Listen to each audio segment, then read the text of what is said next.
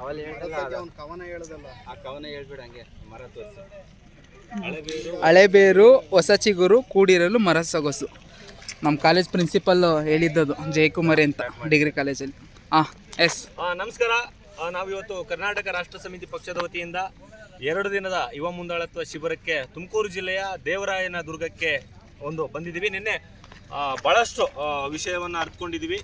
ಅಲ್ಲಿ ನಮ್ಮ ಯುವ ನಾಯಕರು ಯಾವ ರೀತಿಯಾಗಿ ಸಮಾಜಕ್ಕೆ ಕೊಡುಗೆಯನ್ನು ಕೊಡ್ಬೋದು ಅನ್ನೋದ್ರ ಬಗ್ಗೆ ವಿವರಣಾದಂಥ ಒಂದು ತರಗತಿ ನಡೀತು. ಅದನ್ನು ಬದಿಗಿಟ್ಟು ಈಗ ನಾವು ಬೆಳಗಿನ ಜಾವದಲ್ಲಿ ಒಂದು ಚಾರಣಕ್ಕೆ ಬಂದಿದ್ದೀವಿ. ಅದು ದೇವರಾಯನ ದುರ್ಗಕ್ಕೆ.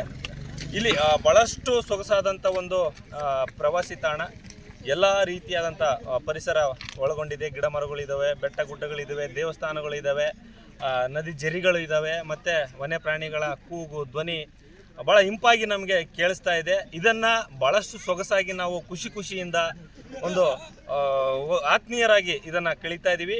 ಆದರೆ ಇಲ್ಲಿ ಒಂದೇ ಒಂದು ನಾವು ಗಮನಿಸಿದ್ದೇನಂತಂದರೆ, ಇಲ್ಲಿ ಸ್ವಚ್ಛತೆ ಅನ್ನುವಂಥದ್ದು ಭಾಳ ತೀರಾ ಹದಗೆಟ್ಟಿದೆ. ಇಲ್ಲಿ ಪ್ರವಾಸಕ್ಕೆ ಬರುವಂಥ ಪ್ರವಾಸಿಗರಾಗಿರ್ಬೋದು ತಂದಿರ್ಬೋದು, ಇಲ್ಲಿ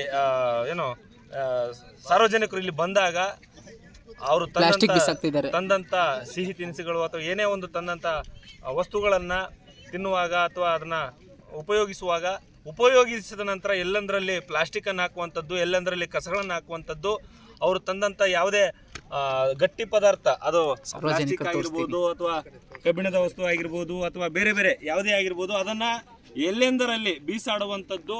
ಮತ್ತು ಈ ಒಂದು ಪ್ರವಾಸಿ ತಾಣಕ್ಕೆ ಮಾರಕವಾದಂಥ ವಾತಾವರಣವನ್ನು ನಿರ್ಮಿಸ್ತಾ ಇರುವಂಥದ್ದು.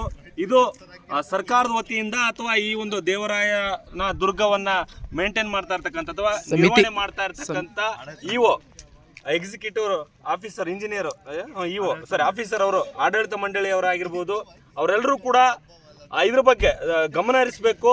ಮುಂದಿನ ದಿನಮಾನಗಳಲ್ಲಿ ಒಂದು ಸೂಕ್ತವಾದಂಥ ಒಂದು ನಿಯಮಗಳನ್ನು ಜಾರಿಗೆ ತರಬೇಕು.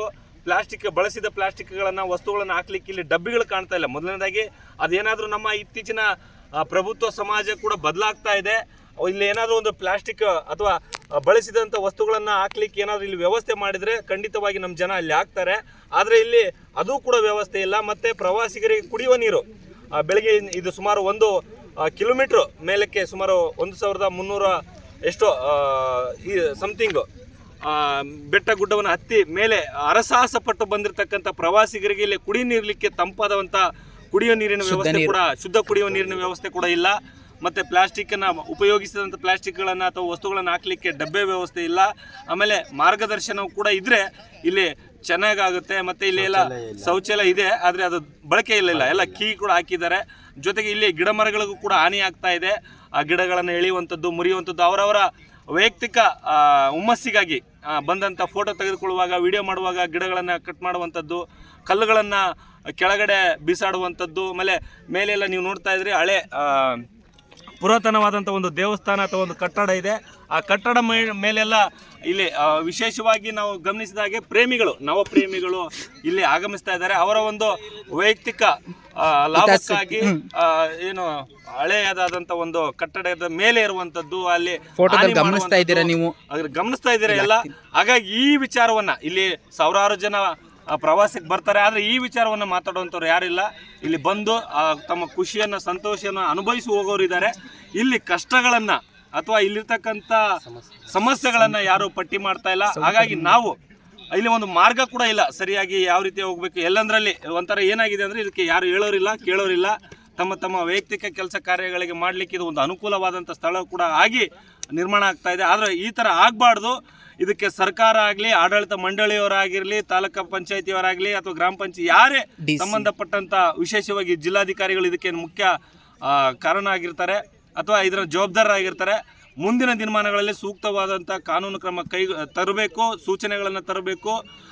ಆ ನಿಯಮಗಳನ್ನು, ಸೂಚನೆಗಳನ್ನು ಮೀರಿದಂಥ ಅವರ ಮೇಲೆ ಇಲ್ಲಿ ಒಂದು ದಂಡವನ್ನು ವಿಧಿಸುವಂಥದ್ದಾಗಿರ್ಬೇಕು. ಮತ್ತು ಇಲ್ಲಿ ಪೊಲೀಸರು ಇಲ್ಲ ಅಂತಂದ್ರೂ ಕೂಡ ಅದನ್ನು ನಿರ್ವಹಣೆ ಮಾಡಲಿಕ್ಕೆ ಕಾಕಿ ಡ್ರೆಸ್ ಹಾಕೊಂಡ್ರೆ ಒಂದೇನೋ ಬೇರೆಯವರಿಗೆ ಒಂಥರ ಭಯದ ವಾತಾವರಣ ಇರುತ್ತೆ. ಅಥವಾ CCTV ಕಣ್ಗಾವಲು ಇರಬೇಕು, ಅದು ಕೂಡ ಮುಖ್ಯವಾಗುತ್ತೆ. ಇಲ್ಲಿ ಬಂದಲ್ಲಿ ಬೇರೆ ರೀತಿಯಾದಂಥ ದುರ್ಘಟನೆಗಳು ನಡೀತವೆ, ಅನಾಹುತಗಳು ನಡೀತವೆ, ಕಳ್ಳತನಗಳಾಗ್ತವೆ. ಆ ಸಂದರ್ಭದಲ್ಲಿ ಆಮೇಲೆ ಇಲ್ಲಿ ಪಾರ್ಕಿಂಗಿಗೆ ಕೆಳಗಡೆ ಪಾರ್ಕಿಂಗ್ ಇದೆ, ಆದರೆ ಮೇಲೆ ಬಂದಂಥ ಪಾರ್ಕಿಂಗ್ ವಾಹನಗಳಿಗೆ ಪಾರ್ಕಿಂಗ್ ವ್ಯವಸ್ಥೆ ಕೂಡ ಇಲ್ಲ. ಅಲ್ಲಿ ಯಾವುದಾದ್ರೂ ವಾಹನಗಳು ಕಳೆದೋದ್ರೂ ಕೂಡ ಅದಕ್ಕೆ ಯಾರು ಕೂಡ ಜವಾಬ್ದಾರ ರಸ್ತೆ ಮಧ್ಯೆ ನಿಲ್ಲಿಸ್ತಾರೆ, ಬರೋರು ರಸ್ತೆ ಮಧ್ಯದಲ್ಲೇ ಇದು. ಯಾಕಂದ್ರೆ ಬಹಳಷ್ಟು ತಿರುವುಗಳನ್ನು ಒಳಗೊಂಡಿರ್ತಕ್ಕಂಥ ಬೆಟ್ಟವಾದ್ದರಿಂದ ಇಲ್ಲಿ ಎಲ್ಲಂದ್ರಲ್ಲಿ ವಾಹನಗಳನ್ನು ನಿಲ್ಲಿಸುವಂಥದ್ದು, ಅಪಘಾತವಾಗುವಂಥ ಸ್ಥಳದಲ್ಲಿನೇ ಅವ್ರು ನಿಂತ್ಕೊಂಡು ಫೋಟೋ ಶೂಟ್ ಮಾಡುವಂಥ ಸಂದರ್ಭದಲ್ಲಿ ಭಾರಿ ಸ್ಪೀಡಲ್ಲೇ ಬಂದಂಥ ಗಾಡಿಗಳು ಕಾರುಗಳು ಅನಾಹುತಕ್ಕೆ ಎಡೆಮಾಡುವಂಥ ಒಂದು ಪ್ರಸಂಗ ಇಲ್ಲಿ ಶುರುವಾಗಬಹುದಾಗಿದೆ. ಒಟ್ಟಾರೆಯಾಗಿ ಇಲ್ಲಿ ನಾವು ಈ ಏನಾದರೂ ವಿಡಿಯೋ ವೈರಲ್ ಆದರೆ ಸಂಬಂಧಪಟ್ಟ ಅಧಿಕಾರಿಗಳಿಗೆ ತಲುಪಿದರೆ ದಯವಿಟ್ಟು ನೀವು ತಕ್ಷಣ ಇಲ್ಲಿ ಬರಬೇಕು, ಒಂದು ವರದಿನ ಸಿದ್ಧಪಡಿಸಬೇಕು.